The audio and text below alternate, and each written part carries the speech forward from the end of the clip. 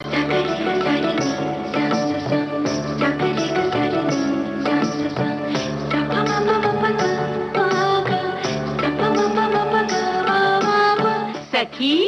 सहेली।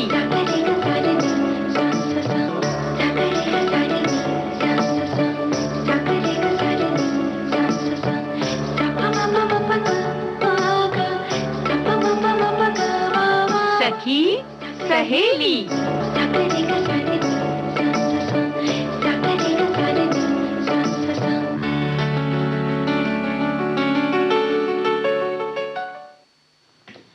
सभी सखियों, सहेलियों और सुनने वालों को राजुल और आकांक्षा का नमस्कार। आकांक्षा, बोलिए। आज है अक्षय नवमी और साथ ही साथ आज जगतधात्री पूजा भी होती है। बिल्कुल। तो राजुल जी, आंवले के रस का सेवन किया कि नहीं आपने आज? अरे, शुभकामनाएं और बधाइयां देने के साथ ही आंवले के रस का सेवन कराओ भाई। आंवले खाने से फायदा होता है और इस दिन खास तौर से खाया जाता है। ये बात तो तुमने बताई थी। तो आपको और सभी को अक्षय नवमी और जगतधात्री पूजा की ढेरों शुभकामनाएं। अरे भाई, हम इसके बारे में कुछ और बात भी करेंगे।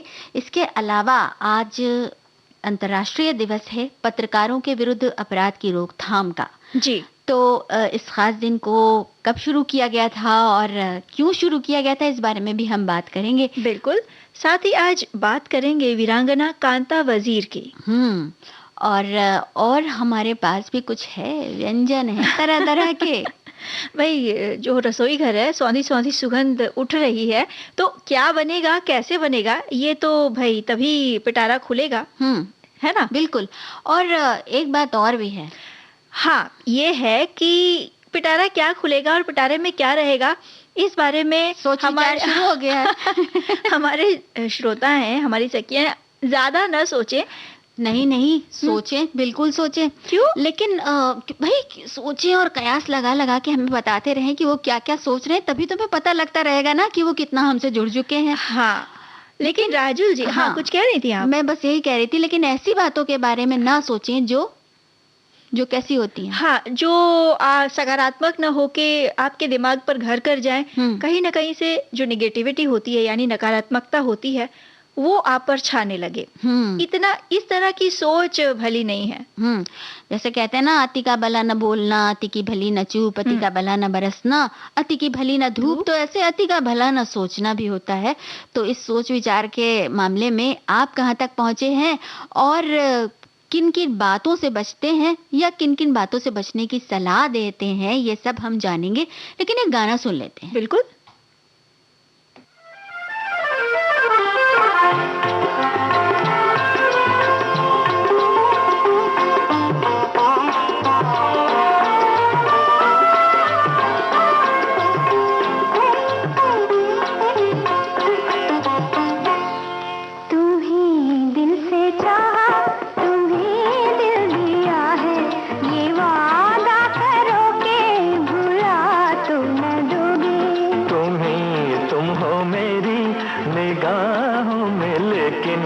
निगाहों से मुझको गिरा तो न दोगे।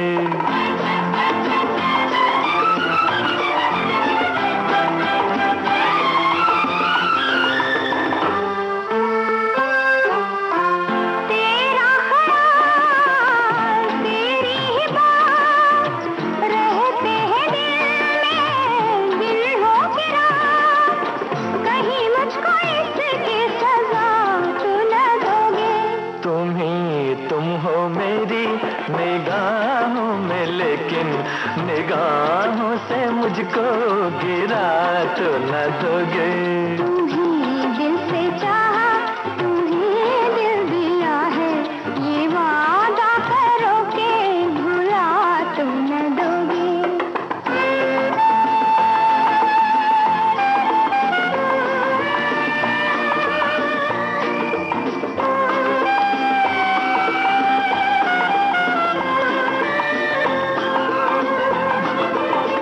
धरती पे है खुशियों का राज, एक गीत मीठा सा जीवन है आज।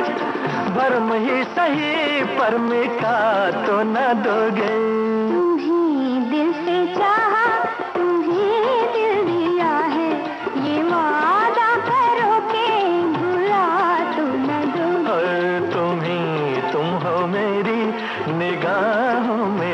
लेकिन निगाहों से मुझको गिरा तो न दोगे।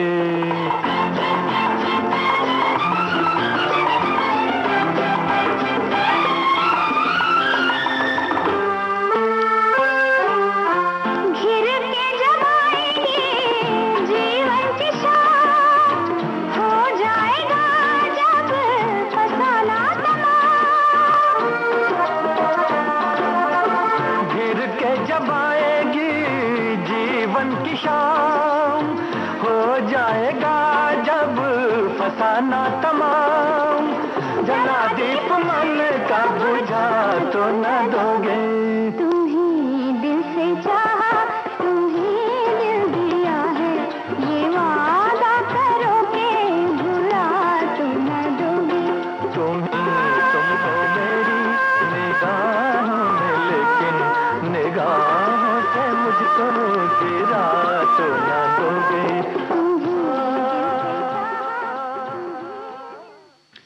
जो दिल से चाहे वो अगर मिल जाए तो क्या बात होती है। ये संभव तो नहीं होता, हमेशा तो संभव नहीं होता। बिल्कुल। लेकिन जो संभव नहीं होता, बार बार मन उसी तरफ खींचा जाता है, और जब मन खिंचता है तो उसे यथार्थ के धरातल पर लाना पड़ता है, यानी आसपास की दुनिया देखनी पड़ती है, और आसपास की दुनिया को दिखाने में पत्रकार बहुत बड़ी भूमिका निभाते हैं। बेहद महत्वपूर्ण भूमिका निभाते हैं। और हम ये चर्चा इसलिए कर रहे हैं राजुल जी, क्योंकि पत्रकारों के विरुद्ध अपराध की रोकथाम का आज है अंतर्राष्ट्रीय दिवस। विश्व स्तर पर 2 नवंबर को international day to end immunity for crimes against journalist, यानी कि पत्रकारों के खिलाफ अपराधों के लिए दंड मुक्ति समाप्त करने के लिए ये अंतर्राष्ट्रीय दिवस मनाया जाता है। और ये दिन पत्रकारों और मीडिया कर्मियों के खिलाफ हिंसक अपराधों के लिए कम वैश्विक सजा दर पर ध्यान आकर्षित करने के लिए मनाया जाता है। संयुक्त राष्ट्र महासभा ने साल 2013 में 68वें अधिवेशन के दौरान हर वर्ष 2 नवंबर को international day to impunity for crimes against journalist के रूप में मनाने की घोषणा की थी। महासभा में पारित किए गए इस प्रस्ताव में सभी सदस्यों से पत्रकारों के खिलाफ किए गए अपराध से दंड मुक्ति समाप्त करने का आह्वान किया गया। हाँ, और ये भी आग्रह किया गया था कि जो इसके लिए उपाय जरूरी हैं उन्हें लागू किया जाए। मतलब ये जो दंड मुक्ति वाली बात है कि बहुत कम ऐसे मामले होते हैं कि जिनमें सजा होती है, इस बात को कम से कम किया जाए, यानी कि सजा होनी शुरू हो। वैसे ये बता दें कि ये 2 नवंबर की ही तारीख क्यों चुनी गई? इसलिए चुनी गई क्योंकि इसी दिन फ्रांस के 2 रेडियो पत्रकार क्लाउदे वेरलोन और गिसिलेन दुरपोत की उत्तरी माली में अपहरण के बाद हत्या कर दी गई थी।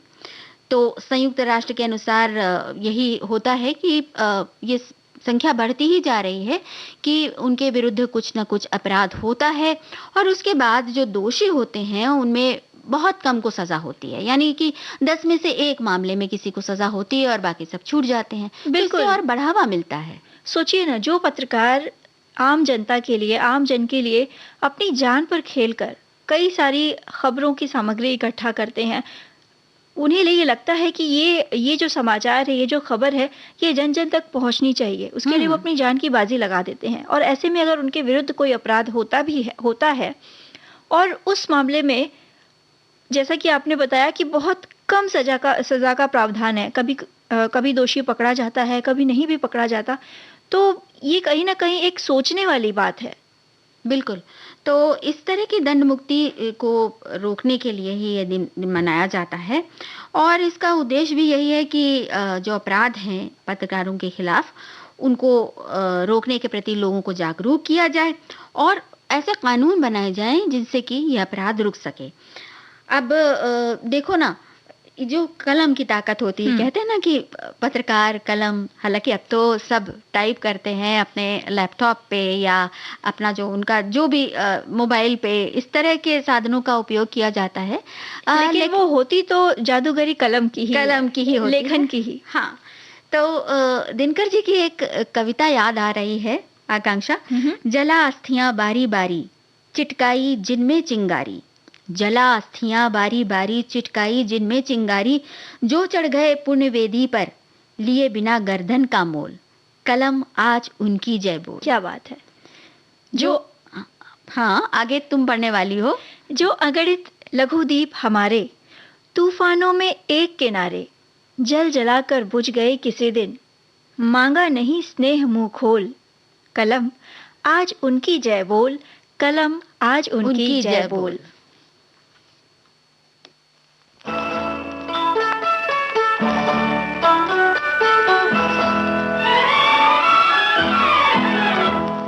तुझे इसकी खबर क्या, तुझे इसकी खबर क्या, तेरे दीवाने पे क्या गुजरी, तुझे इसकी खबर क्या, तेरे दीवाने पे क्या गुजरी, तेरे आने पे क्या बीती, तेरे जाने पे क्या गुजरी, तुझे इसकी खबर क्या।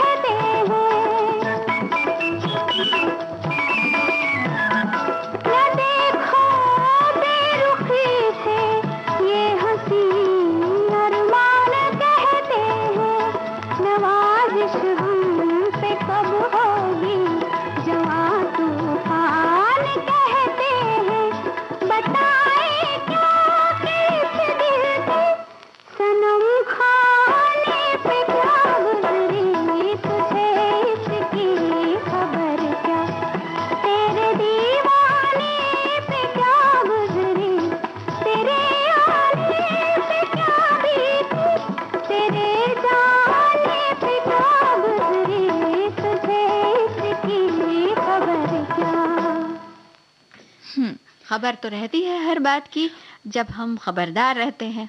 और हमें खबरों द्वारा खबरदार करने में महत्वपूर्ण भूमिका निभाते हैं यही खबर लाने वाले पत्रकार। और वैसे आज की ताज़ा खबर तो ये है कि आज आंवले का बहुत महत्व होता है। आंवला खाने का, आंवला दान देने का, आंवला खाने खिलाने के साथ साथ आंवले की पूजा भी की जाती है क्योंकि आज आंवला नवमी है जिसे अक्षय नवमी भी कहते हैं। थोड़ा विस्तार में बताएंगे? थोड़ा सा विस्तार इस तरह से बताएंगे कि हर साल कार्तिक मास के शुक्ल पक्ष की नवमी को मनाई जाती है ये त्योहार। और इसे जैसा कि बताया आंवला नवमी तो कहते ही हैं, अक्षय नवमी भी कहते हैं, कुष्मांड नवमी भी कहते हैं और इच्छा नवमी भी कहा जाता है।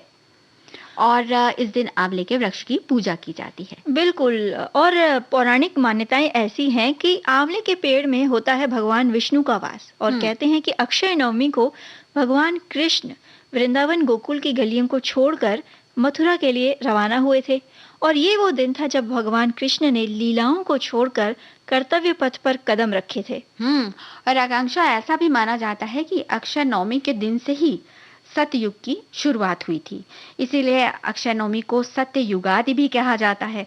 अक्षय नवमी के मौके पर भगवान श्री कृष्ण की नगरी मथुरा और वृंदावन में परिक्रमा करने वालों के का एकदम तांता लगा रहता है, बहुत भीड़ भाड़ चहल पहल रहती है। और वैसे राजुल जी, आंवला नवमी के दिन आंवला का पूजन और आंवला के वृक्ष के नीचे बैठकर भोजन किया जाता है ताकि स्वास्थ्य अच्छा रहे।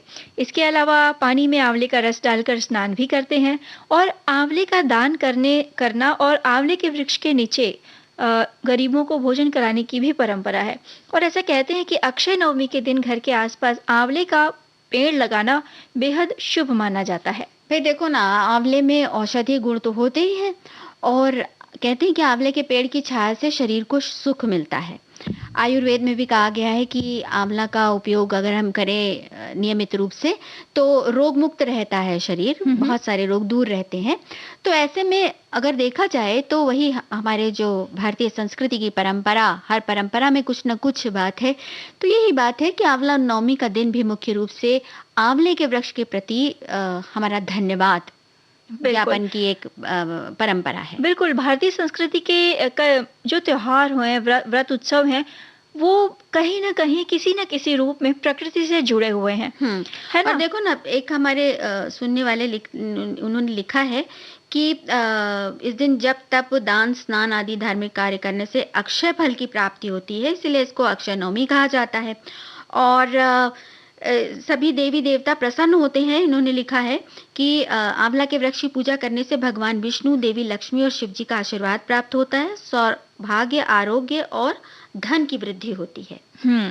और आंवले अक्षय नवमी की पूजा पर हमारी एक श्रोता कह रही हैं कि मेरे अहाते में है आंवले का पेड़, हम उन्हीं की पूजा कर लेते हैं। पहले परिवार में बहुत लोग थे तो पिकनिक की तरह ही खाना बनता था, पर अब कुछ लोग बच गए हैं तो हमने किचन में खाना बना लिया और वहां बैठकर खा लिया।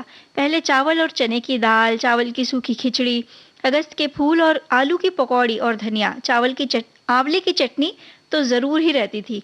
आज मैंने भी कथा पढ़ी, पूजा किया, आंवले का प्रसाद चढ़ाया और भतुआ पेठा में रखकर गुप्तदान भी किया। कितनी सुंदर परंपरा है। और इन्होंने आगे लिखा है कि चने की दाल और चावल का मसाला भात और आंवला धनिया के पत्ते की चटनी खाई और इसको प्रसाद की तरह खाया जाता है आज का ये खाना। ये राजुल जी, मुझे अपने बचपन के दिन याद आ गए जब हमारे गांव में अहाते में जो एक आंवले का पेड़ हुआ करता था, बल्कि दो वो पेड़ थे। तो ये इस दिन खास चूल्हा बना के बाकायदा वहां पे खाना बनाया जाता था। साथ में हमारे जो दादा दादी, जो बाकी बुजुर्ग रहते थे और घर परिवार के सदस्य वहीं बैठकर खाना खाते थे।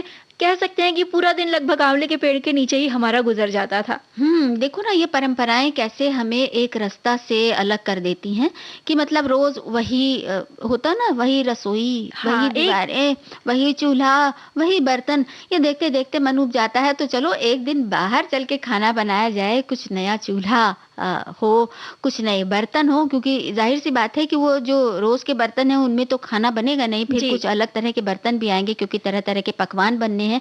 तो इस तरह से एक रास्ता को तोड़ने की भी ये एक प्रथा है। वैसे आकांक्षा, आज के दिन को एक अलग अलग जगह पर अलग अलग तरह से मनाया जाता है। जैसे पश्चिम बंगाल में इस दिन को जगतधात्री पूजा के नाम से मनाया जाता है और जो माँ जगतधात्री है उनकी पूजा धूमधाम से की जाती है। ये त्योहार जो है दुर्गा नवमी के 1 महीने बाद आता है जी। और कहते हैं कि इस उत्सव का जन्म जो है चंदन नगर प्रांत में हुआ था। जगतधात्री पूजा का जो विवरण है वो बंकिम चंद्र चट्टोपाध्याय का जो उपन्यास है वंदे मातरम, उसमें मिलता है और जगतधात्री माता को भारत माता के रूप में देखा जाता है। बिल्कुल, जगतधात्री माता काली माँ और दुर्गा माँ का एक रूप है। उन्हें रजस और तमस का प्रतीक माना जाता है। वैसे ये जो त्योहार है राजुल जी, ये 4 दिनों तक चलने वाला त्योहार है जिसमें जगतधात्री मेले का आयोजन किया जाता है। झांकियां निकाली जाती हैं जिनमें चंदन शहर की पौराणिक कथाओं और इतिहास को सबके सामने दिखाया जाता है। और इसके अलावा माँ का भजन, गायन, नृत्य, ये सब तो होता ही होता है जैसा कि उत्सव मेले में होता है। और जगतधात्री पूजा कार्तिक मास के शुक्ल पक्ष की अष्टमी से दशमी तक मनाई जाती है। जगन्नाथ जी की रथ यात्रा तो सब जानते ही हैं, उड़ीसा में कितनी प्रसिद्ध है। इसी तरह से जगद्धात्री मेला भी बहुत प्रसिद्ध है। और जब मेले की बात होती है ना आकांक्षा, तो बस ये लगता है कि भाई ठीक है, देखना तो अच्छा लगता है, रौनक वौनक, लेकिन बड़ी भीड़ भाड़ होती है और कहीं अपनों का हाथ छूटा, साथ छूटा तो बस दिल घबराने लगता है। इसीलिए अपनों के साथ चलते रहें, अपनों का हाथ पकड़ के चलते रहें।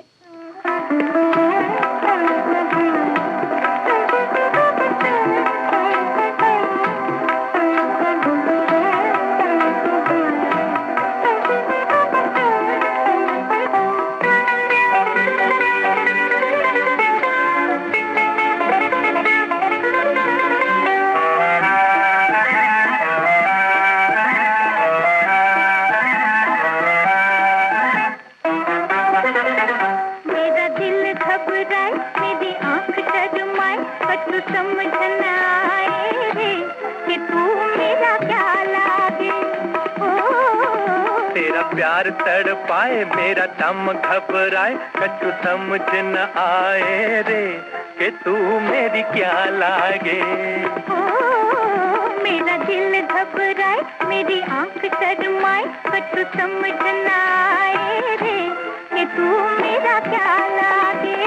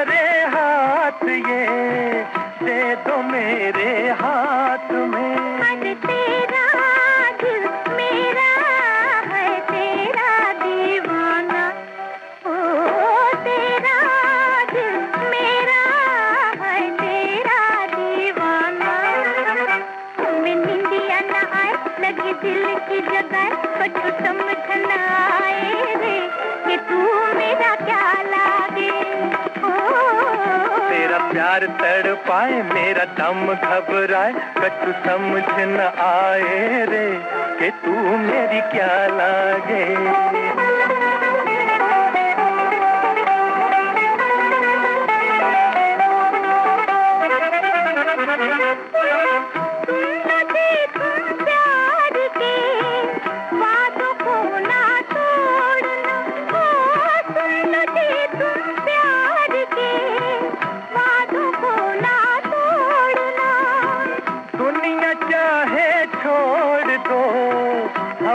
तुम ना छोड़ना, अरे दुनिया चाहे छोड़ दो, हमको तुम ना छोड़ना। सैया है सैया, डालो जी गले भैया। ओ सैया है सैया, डालो जी गले भैया। तुम्हें दिल जब पाए बड़ी खुशियाँ मनाए, कुछ समझ ना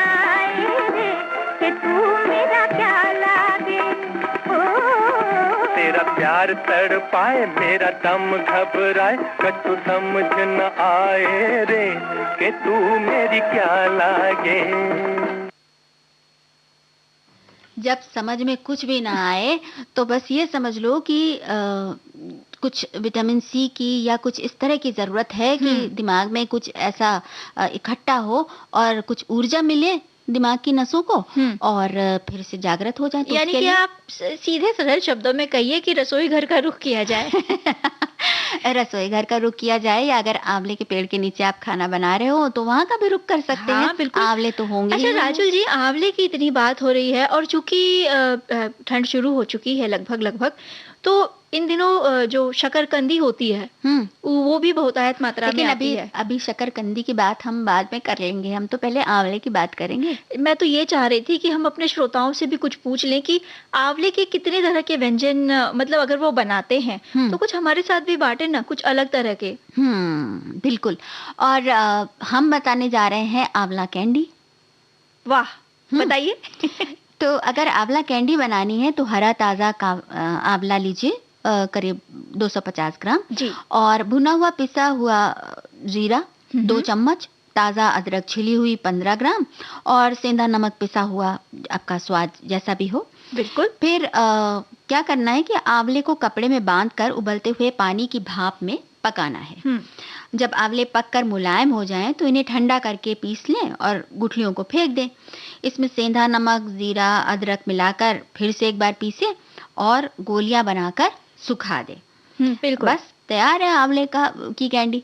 ये होगी एकदम खट्टी खट्टी। हाँ। और अगर आपको थोड़ी सी मीठी बनानी हो तो एक काम ये करिए कि जो आंवले कच्चा आंवला है उसकी फांके कर लीजिए और फांके करने के बाद गुड़ थोड़ा सा पकाइए, उसकी चाशनी बनाइए जी। और उसमें वो आंवला डाल दीजिए। वो आंवला पकता रहेगा और जब वो एकदम गाढ़ा हो जाए, बिल्कुल ऐसा लगे कि अब सूखने ही वाला है, तब उसमें थोड़ा सा जीरा, थोड़ी सी ये हींग और भुना हुआ जीरा तो हमने बता दिया, और काला नमक ये मिला दें। हल्का सा ऊपर से बुरकने पर ना वो जो खट्टा मीठा स्वाद आता है, उसका तो क्या कहना है। भाई आपने बचपन की याद दिला दी राजुल जी। जब कैंडियाँ घर में बनती थी ना, तो जितनी बनने के लिए रखी जाती थी, बनते बनते आधी हो जाती थी। अचारों का भी तो यही होता था। हाँ, जब अचार बनते थे किसी भी तरह का, सिर्फ एक मिर्च को छोड़कर किसी भी तरह का अचार हो, चाहे नींबू का हो, चाहे आंवले का हो, या फिर हो आम का, माँ परेशान रहती थी कि जितनी मात्रा में डाला जाता है और जब फाइनल बनता है तो वो उतनी मात्रा में मिलता क्यों नहीं है। उन्हें क्या पता कि चोरी छुपे हम लोग शरारत किया बनने करते के थे। दौरान फिर उसके पकने के दौरान जो धूप में रख के पकाया जाता था, उस बीच में काफी सारी कई बार जाकर निकाला जाता था और उनको खाया जाता था। और पकड़े जाने पर ये कहना बड़ी सरलता से हमें कह के निकल जाते थे कि भाई हम तो चख रहे थे कि नमक ठीक है या नहीं, कि ज्यादा तीखा तो नहीं है, मीठा तो ठीक है ना कि नहीं। तो हर स्टेज पे मतलब सूखा है या गीला है, हर स्टेज पे उसको चखना बेहद जरूरी हो जाता था। क्या क्या यादें होती हैं। वैसे देखो ना, जो हमारे व्रत या त्योहार या जो अनुष्ठान होते हैं, वो हमारे एक श्रोता ने लिखा भी है कि प्रकृति से जोड़ने का ही एक तरीका है ये अक्षय नवमी भी। तो वाकई अब जैसे कि जाड़ा शुरू हो रहा है और जाड़े में आंवले का उपयोग बहुत तरह के जो मुश्किलें होती हैं, जैसे सर्दी जुकाम होता है या और जो दूसरी परेशानियां होती हैं, बिल्कुल उन सभी से बचाता है। बिल्कुल। कई तरह की परेशानियां होती हैं, जैसे पेट संबंधित परेशानी हो या हो बालों से संबंधित परेशानी, जो आयुर्वेद में आंवले का हर तरह से उपयोग फायदेमंद बताया गया है। तो आप किस तरह से इसका उपयोग करते हैं, इसके बारे में भी हमें बताइए। और देखो ना आकांक्षा, अभी एक ब्रेक का समय हो रहा है, छोटा सा ब्रेक लेते हैं और लौट आते हैं जल्दी से।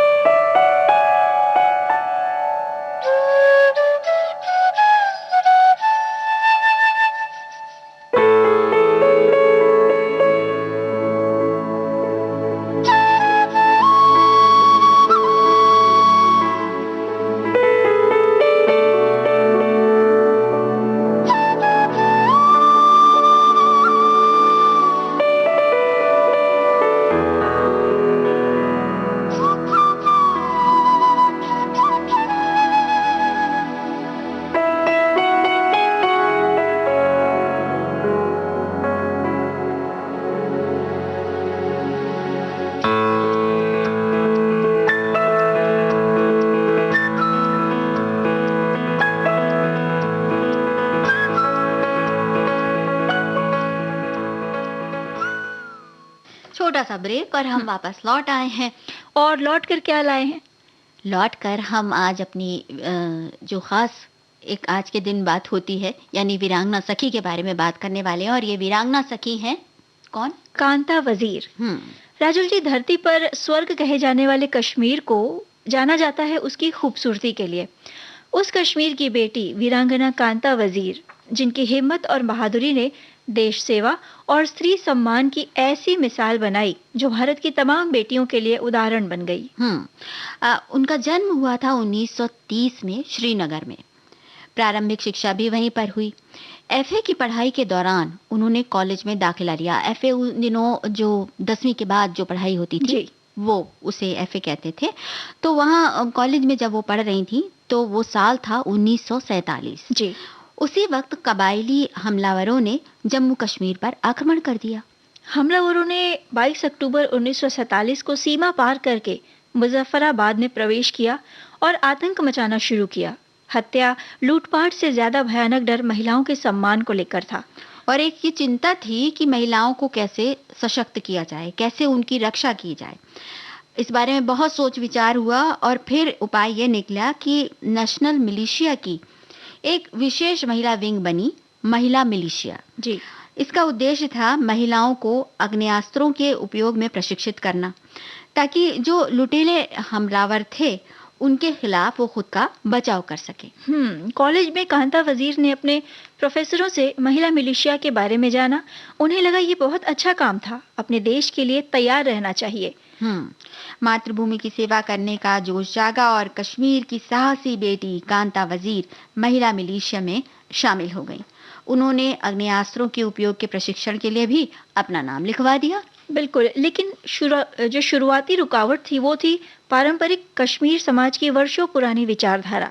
लेकिन उसे बदलने की ठान कर कांता वजीर हथियार उठाकर महिलाओं के सम्मान की रक्षा के लिए इस मिशन में जुट गईं। 27 अक्टूबर 1947 का दिन था जब स्वयंसेवकों की अपनी टीम के साथ कांता वजीर श्रीनगर में उतरी भारतीय सेना की मदद करने आगे आईं और आक्रमण के खिलाफ अपनी मातृभूमि की रक्षा के लिए लोगों को सक्रिय रूप से संगठित करने लगी। और इसकी प्रतिक्रिया जबरदस्त थी। डरे और बिखरे लोगों के दिलों में हिम्मत जाग गई। अपने काम में कांता वजीर पूरे समर्पण के साथ बिना अपनी जान की परवाह किए लगी रहीं। वो भारतीय जवानों को रास्ता दिखाती, हमलावरों की आवाजाही के बारे में बेहद महत्वपूर्ण जानकारियां एकत्र कर उन्हें आगाह कर देती। एक पार्क है उस्मान जनाना पार्क, जिसे उस वक्त गोले बाग कहा जाता था। वहां उन्होंने और जो दूसरे स्वयंसेवक थे उनके साथ व्यायाम, परेड और आग्नेयास्त्रों के उपयोग में प्रशिक्षण प्राप्त किया। अब ये आग्नेयास्त्र क्या थे? सोचने वाली बात है, ब्रेन गन और पिस्टल के अलावा 303 राइफल और स्टेन गन, इन सब की शूटिंग ये शामिल थी। और उनका निशाना बेहद अचूक था, जिसके लिए उन्हें नमक के 3 पैकेट इनाम में मिले। इनाम में नमक के पैकेट आज भले ही हमें अजीब लगे, लेकिन उन दिनों दुश्मन की आर्थिक नाकेबंदी की वजह से नमक और ऐसी तमाम चीजें जो थीं वो श्रीनगर में दुर्लभ थी। वो मुक्ता बटालियन के नाम से महिला मिलिशिया की पहली बटालियन में एक लोकप्रिय नाम बन गई थी। सैन्य प्रशिक्षण के साथ उन्होंने चिकित्सा में भी एक संक्षिप्त प्रशिक्षण प्राप्त कर लिया। फिर वो अपने दल के साथ सरकारी अस्पतालों में पहुंचने वाली पीड़ित महिलाओं की सहायता करती और उनकी देखभाल करती, क्योंकि उन पर बहुत जुल्म हुए थे, तो वो उन सभी की देखभाल करती। और इसके अलावा वो सैन्य अस्पतालों में जाती, वहां भर्ती हुए बीमार और घायल सैनिकों का मनोबल बढ़ाती और उनकी देखभाल करती। साथ ही कांता वजीर सामाजिक कार्यों में भी लगी रही। उन्होंने सामुदायिक भावना के निर्माण में बहुत मदद की। मतलब लोगों का आपस में मनमुटाव ना हो, इस बात पर उन्होंने खास तौर से काम किया। वो श्रीनगर शहर में शरण लेने के लिए तमाम उस वक्त बेघर बार लोग उमड़ पड़े थे, तो उन सभी के लोगों की और उनके परिवारों की जो बहुत खास ज़रूरतें होती थी, जिनके बिना काम ही नहीं चल सकता, जीवन चलाना मुश्किल होता है, इस तरह की बुनियादी ज़रूरतों के लिए वो लगातार अपना योगदान देती रही। और आसपास के इलाकों को जिन्हें हमलावरों ने तबाह कर दिया था, उन्हें भी बसाने में वो लगी रही और उनके साथ उनका जो महिला मिलिशिया दल था वो भी उनके साथ बराबर लगा रहा। बिल्कुल, हालांकि महिला मिलिशिया ने कभी भी सरहदों पर लड़ाई नहीं लड़ी, लेकिन ये कश्मीर के इतिहास की एक अकेली घटना है जिसमें हर समुदाय और वर्ग की महिलाओं ने खूंखार और अनपढ़ कबायलियों का मुकाबला करने के लिए खुद को हथियारों से लैस किया। अब समय बीत गया, समय के साथ भूली हुई महिला मिलिशिया हो गई, लेकिन कांता वजीर अभी भी महिला मिलिशिया का पर्याय हैं, उन्हें इसी नाम से जाना जाता है। जब एक की बात होती है तो दूसरे का जिक्र अपने आप हो जाता है। और ये एक मतलब ऐसा दल था जिन्होंने कश्मीर में महिला मुक्ति और सशक्तिकरण का इतिहास रच दिया और एक ना भूलने वाली मिसाल कायम की। मेरे वतन से अच्छा कोई वतन नहीं है, मेरे वतन से अच्छा कोई वतन नहीं है, सारे जहां में ऐसा कोई रतन नहीं है, सारे जहां में ऐसा कोई रतन नहीं है, मेरे वतन से अच्छा कोई वतन नहीं है, मेरे वतन से अच्छा कोई वतन नहीं है।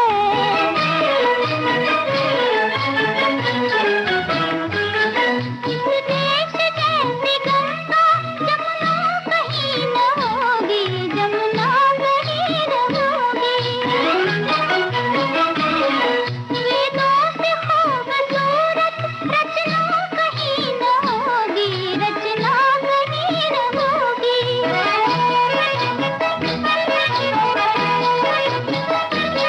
दुनिया में ऐसी धरती ऐसा गगन नहीं है, दुनिया में ऐसी धरती ऐसा गगन नहीं है, मेरे वतन से अच्छा कोई वतन नहीं है, मेरे वतन से अच्छा कोई वतन नहीं है।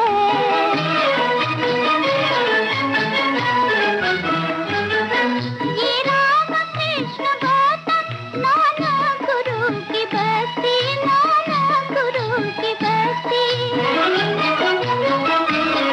पैदा यहाँ हुई थी गांधी की नेक हस्ती, गांधी की नेक हस्ती।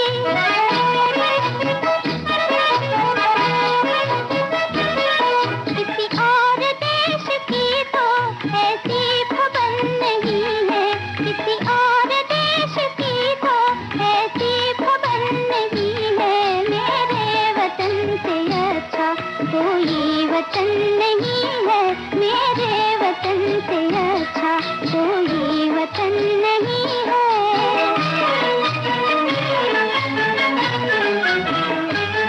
इस सरजमीं पे आए गुणगान कैसे कैसे, गुणगान कैसे कैसे, कभी कालिदास जैसे, कभी तानसेन जैसे, कभी तानसेन जैसे।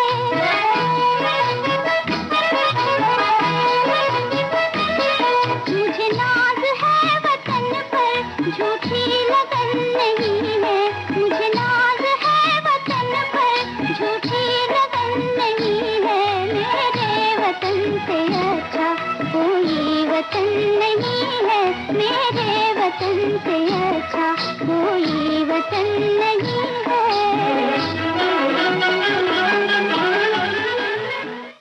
सच में हमारे वतन से अच्छा कोई और वतन हो ही नहीं सकता। ये एक जज्बा हर हिंदुस्तानी के, हर भारतवासी के दिल में धड़कता है। बिल्कुल। और हम जब भी वीरांगनाओं की बात करते हैं ना, तो जो हमारे सुनने वाले सुनते हैं, साथ ही साथ जब भी हम करते हैं तो ये कोशिश करते हैं कि हम कुछ ऐसी वीरांगनाओं की बात करें जो जिनकी जानकारी ज़्यादा ना हो, या जिनके बारे में आपने सुना हो और अब नई तरह से जाने उनके बारे में कुछ और ख़ास बातें अगर हमें पता लगती हैं तो वो आपके साथ ज़रूर साझा करते हैं। और राजुल जी, कहीं ना कहीं ये लगता है कि ये जो सारी जानकारियां हैं इनके बारे में बताना ये एक धरोहर की तरह है। नई पीढ़ी को इनके बारे में अवगत कराना बेहद ज़रूरी है, वरना हमारा जो इतिहास है वो भूलते जाएंगे हम। बिल्कुल। और इतिहास अगर भूल जाता है कोई इंसान, जो समाज अपना इतिहास भूल जाता है, तो वो समझ लो कि वर्तमान से भी दूर हो जाता है और भविष्य से भी दूर हो जाता है, क्योंकि ना जड़ का पता है। जब जड़ का पता नहीं है तो फुनगी कहाँ से होगी।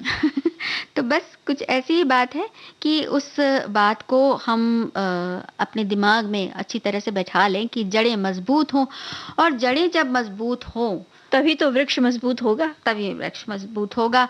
और जड़ों को मजबूत करने के लिए सोचना, अति का सोचना बहुत बुरा होता है। लेकिन अति के सोचने के बारे में हम बात करें उससे पहले जरा आंवले की चटनी खा ली जाए। चलिए बताइए कैसे बनेगी? हमारे एक संदेश मिला है जिसमें कि आंवले की चटनी के बारे में बताया गया है। मेरे घर आंवले का एक व्यंजन चटनी बनती है तो बहुत पसंद करते हैं लोग, और मीठा हलवा बनता है। अब इन्होंने मीठे हलवे की विधि लिखी है कि आंवले को उबालकर उसका पल्प तैयार कर लेते हैं, जितना गूदा उतना चीनी लेकर इसे पकाते हैं। जब इसका कलर बदल जाता है, कढ़ाई छोड़ने लगता है, तब इसमें थोड़ी सी दालचीनी और इलायची डालते हैं। इसमें घी नमक नहीं डालते और इसे ठंडा करके डब्बे में रख देते हैं। ऐसे भी खाते हैं और पूरी पराठा के साथ ही खाते हैं। आप इसमें मिश्री गुड़ डालकर भी बना सकते हैं। मेरे घर मार्केट में गीला गुड़ राब आता है मार्केट से, तो उसे डालकर बनाते हैं। क्या बात है, ये तो मीठे हलवे की बात हो गई। चटनी हम बताए देते हैं राजू जी। आंवले की चटनी बनाना बेहद आसान है।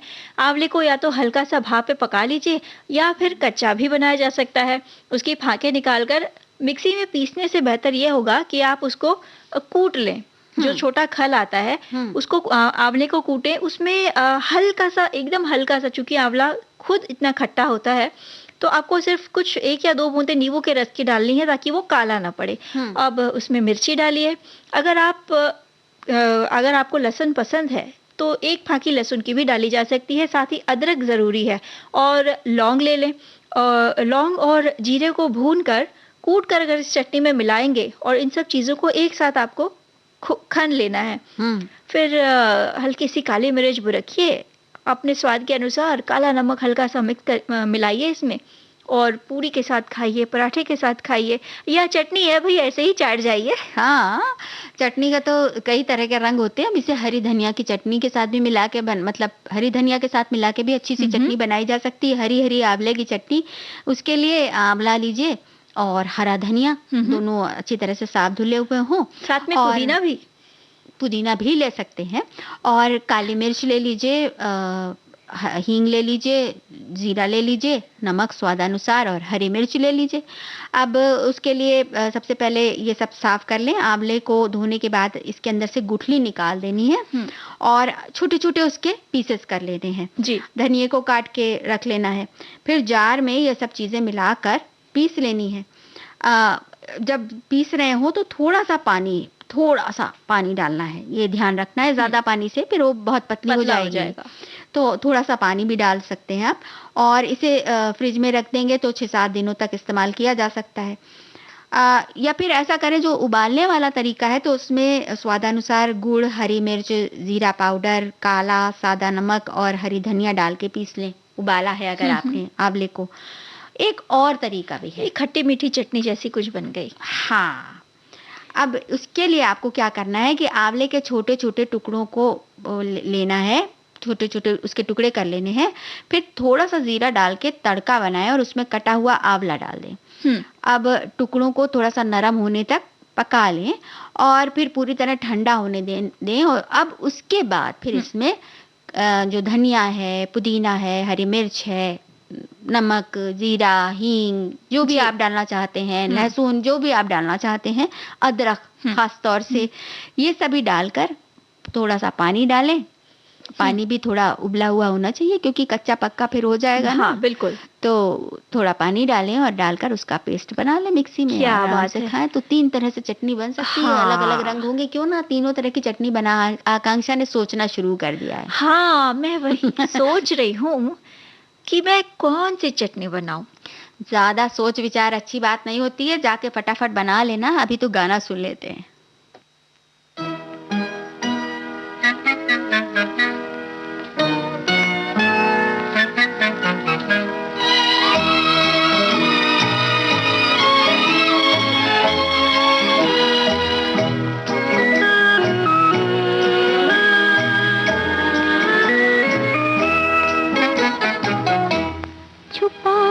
मेरी आँखों को वो पूछे कौन है जी हम, मैं कैसे नाम लूं उनका जो दिल में रहते हैं हरदम।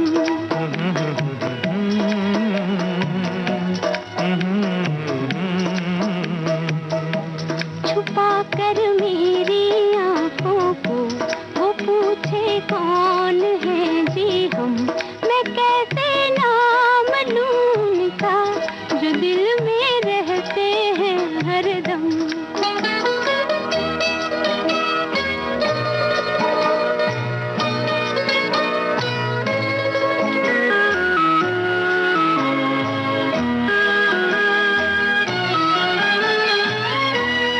जब तक देख ले वो दिल तो कैसे दोबारा आए, न जब तक देख ले वो दिल तो कैसे दोबारा आए।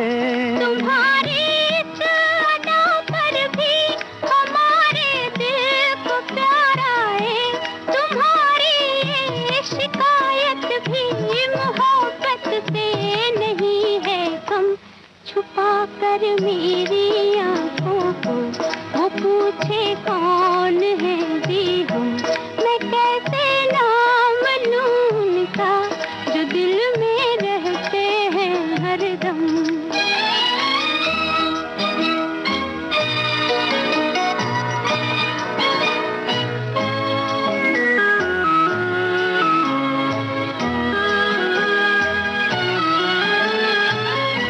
नहीं हम यूं न मानेंगे तो कैसे तुमको समझाएं,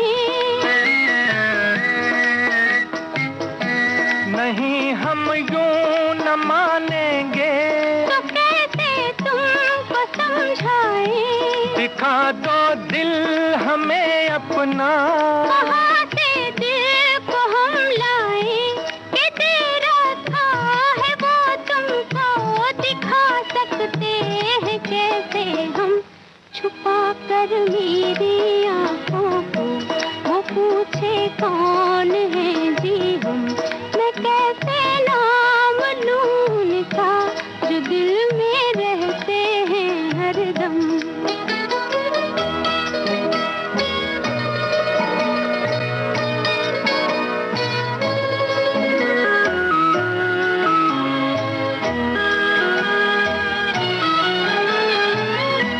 दिया था किस लिए बोलो, अमानत ही तुम्हारी थी, दिया था किस लिए बोलो, अमानत ही तुम्हारी थी। ये जब तक पास था अपने और जब सी बेकरारी थी। चलो छोड़ो गिले शिकवे, हुआ है चांद भी मध्यम। छुपा कर मेरी आंखों को वो पूछे कौन है जी हम, मैं कैसे नाम लूं उनका जो दिल में रहते हैं हरदम। दिली दिल में क्या सोच रही हो तुम? तब से बहुत कुछ सोचे जा रही हो। देखो भाई, ज्यादा सोच विचार ना करो। एक हमारे श्रोता ने लिखा भी है कि शकरकंदी की बात करें, क्योंकि अब शकरकंदी का त्योहार भी आ रहा है। देवउठनी एकादशी में बिहार के लोग शकरकंदी खाते हैं, और ऐसे भी बहुत सारे जगह पर शकरकंदी खाई जाती क्योंकि जाड़े आ रहे हैं। बिल्कुल, तो मैं वही सोच रही थी ना राजुल जी की आंवला तो हमने बहुतायत कर दिया, थोड़ा शकरकंदी की भी बात की जाए। और शकरकंदी से क्या बनाया जाए तो सोचना तो पड़ेगा ही ना। तो बनाते हैं शकरकंद डिस्क। अरे वाह!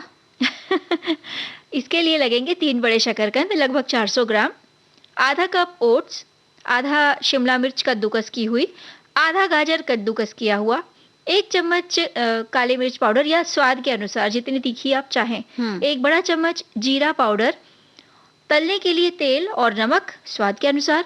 अब जो ओट्स है उसको मिक्सर में पीस लें, ब्लेंड कर लें, और साथ ही साथ शकरकंद को उबाल कर हमें छील लेना है और उसे मैश कर लेना है ताकि उसमें कोई गांठ न रह जाए।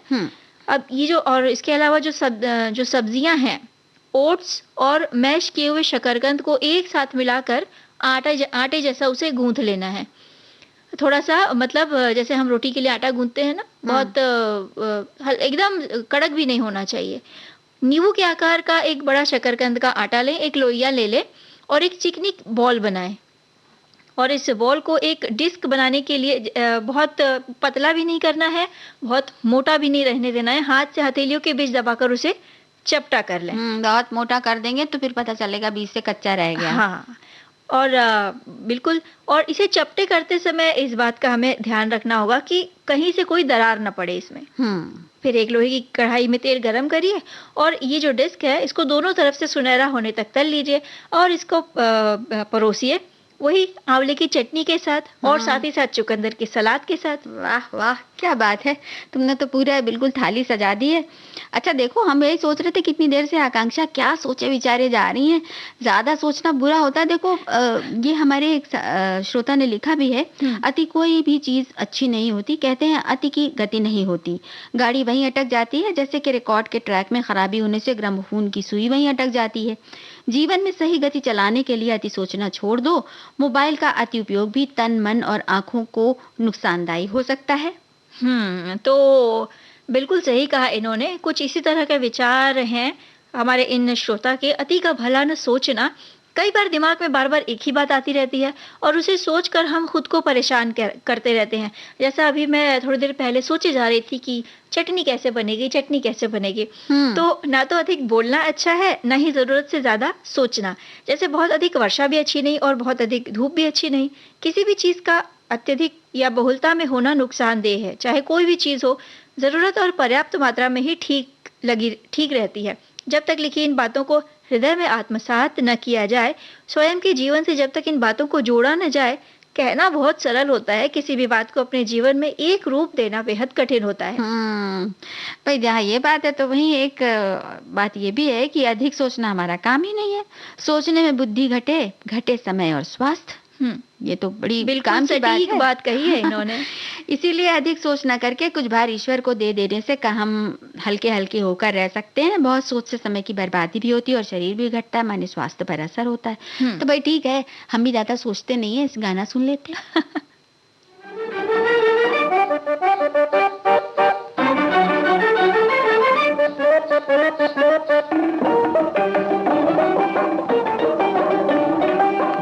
झिंचका झिंचका चा, तेरे तेरे तेरे तेरे रे कहा, बम चिक बा, तेरे तेरे तेरे तेरे रे कहा। दिल हम तो हारे, तुम कहो प्यारे, गालों का दिल कब हारोगे। हाय हाय डोले अकेले कोई अलबेले, बैया गले कब डारोगे।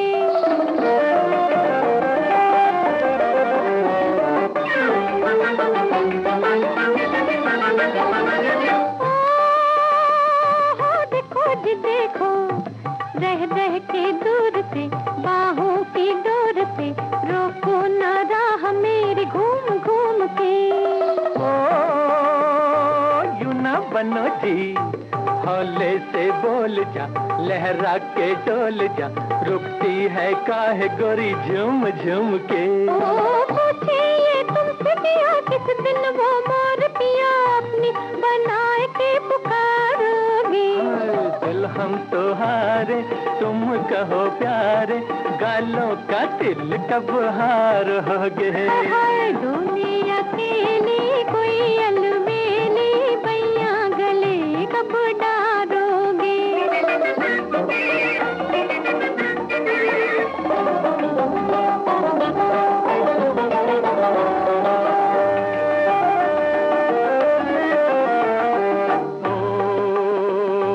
जाने तमन्ना तुझ पे निशार हूँ, तेरा शिकार हूँ, काहे तको जिनैन मोड़ मोड़ के।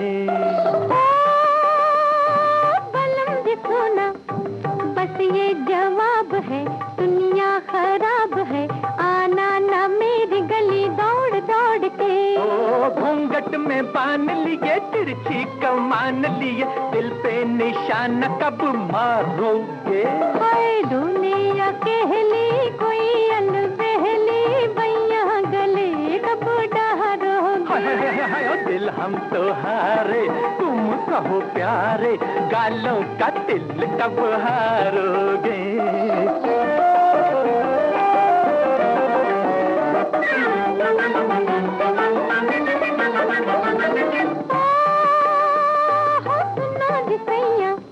लेके अंगड़ाइयाँ बन के शहनाइयाँ, बाजे है दिल का मेरे तार तार तार।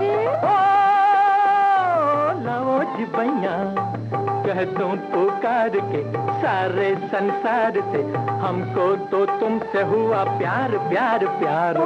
पूछे ही जाएंगे हम किस दिन, बोलो जी बलम डोली से हमको उतारोगे।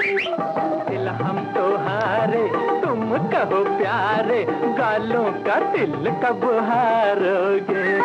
दुनिया कहली कोई अलबेली, बैया गले कब डारोगे। तुम क्या डालने वाली हो? कढ़ाई में आंवले की सब्जी। हाँ, क्या बात है।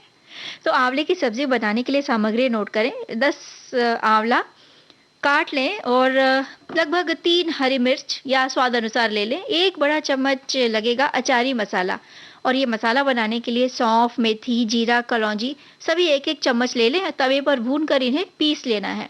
और अब इसमें थोड़ा सा इसमें या तो नींबू डाल दें या आमचूर भी डाला जा सकता है। और 1 छोटा चम्मच लाल मिर्च पाउडर, आधा छोटा चम्मच हल्दी पाउडर और 2 चम्मच गुड़, साथ ही नमक स्वाद के अनुसार। और तड़के के लिए 1 छोटा चम्मच सौंफ, 1 छोटा चम्मच मेथी के बीज, 1 छोटा चम्मच सरसों के बीज, 1 चुटकी हींग और तेल भी लगेगा। हाँ, तड़के के लिए बिल्कुल छौंका लगाने के लिए तेल। अच्छा, अचारी आंवला मिर्ची की सब्जी बनाने के लिए सबसे पहले प्रेशर कुकर में तेल डालकर गरम कर लीजिए। आंवला और हरी मिर्च के साथ अचारी मसाला, लाल मिर्च पाउडर, हल्दी पाउडर और नमक डालें और लगभग 1/4 कप पानी डालें और 2 सीटी के लिए इसे 2 सीटी आने तक इसे आपको प्रेशर कुक कर लेना है। इसके बाद ठंडा होने पर ढक्कन खोलें और प्रेशर कुकर को वापस स्टोव पर रख दें। इसमें गुड़ डालें और आंवला मिर्ची की सब्जी के सूखने तक, यानी जो पानी है उस सब्जी का, वो जब तक सूख न जाए तब तक उसे पकाते रहें। गुड़ डालने से फिर थोड़ा और पानी होगा ना, तो हाँ, लेकिन इसे आपको चलाते रहना होगा। जब सूख जाए तो आंच बंद कर दें और एक पैन में तेल गरम कर उसमें सौंफ, मेथी दाना और राई के दाने डालकर चटकने दें। इसी में डाल लीजिए चुटकी भर हींग और ये जो बनाया है आपने तड़का, हाँ तड़का, इसे सब्जी के ऊपर डालें और गर्मा गर्म परोसें। क्या बात है, मुंह में पानी आ गया है। मतलब सोच विचार के कुछ बहुत दूर का ढूंढ। ज्यादा सोचिए मत, जल्दी से चलते हैं। हाँ, क्योंकि समय हो रहा है। तो आप सभी को राजुल और आकांक्षा का नमस्कार।